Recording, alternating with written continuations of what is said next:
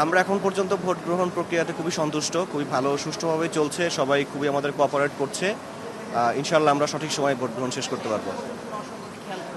না, আমরা এখন পর্যন্ত কোনো অসঙ্গতি দেখি নাই এবং আশা করছি আমরা সুষ্ঠুভাবে ভোট সম্পন্ন করতে পারবো। এখন অবধি সকাল থেকে আমি এই লাইনে এই এরিয়ার মধ্যে আছি, এটা হচ্ছে আমার নিজ হল। এখন অবধি একেবারে খুবই উৎসবমুখর একটা পরিবেশ। হলের অন্যান্য আরও অনেক ফেস্টিভ থাকে, হল ফিস্ট, তার চাইতে ওই যে 33 ডাকসু আসছে, এটাতে একেবারে ফুল ক্যাম্পাস, অনেক ফেস্টিভ প্লাস হল, মানে সম্পূর্ণ উৎসবমুখর পরিবেশ।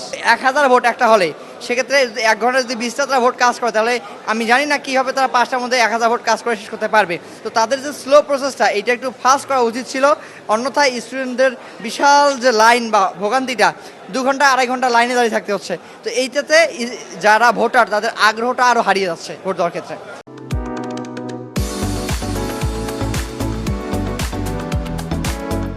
কারেন্ট না থাকার কারণে কিছু দেখতেই পাচ্ছি না। তার উপর আপনারা জানেন যে আমি চোখে একটু আঘাতপ্রাপ্ত হয়েছি।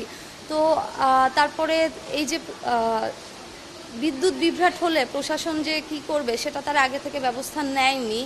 তো এই যে এই বিষয়গুলো আছে, যেগুলো বলা যায় ইনফ্রাস্ট্রাকচারাল বা লজিস্টিক্স, সেগুলো নিয়ে তো প্রশাসন চিন্তা করেনি।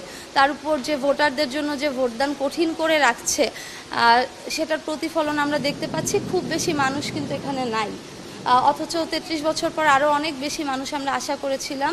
তো এখনও সময় তো আছে, হোপফুলি সবাই ভোটটা দিয়ে যাবে ফ্রি হয়ে। আমরা নির্বাচন কমিশন কর্তৃক যে বিধিমালাগুলো দেওয়া হয়েছে, যে আচরণ বিধিগুলো দেওয়া হয়েছে, আমরা সেখানে কোথাও দেখি নাই যে নির্বাচনের দায়িত্বপ্রাপ্ত কর্মকর্তা, শিক্ষকগণ, পোলিং এজেন্ট কিংবা রিটার্নিং অফিসার যারা আছেন, তারা মোবাইল ফোন সাথে রাখতে পারবেন না, কোনো ডিভাইস সাথে রাখতে পারবেন না, এমনটা আমরা দেখি নাই।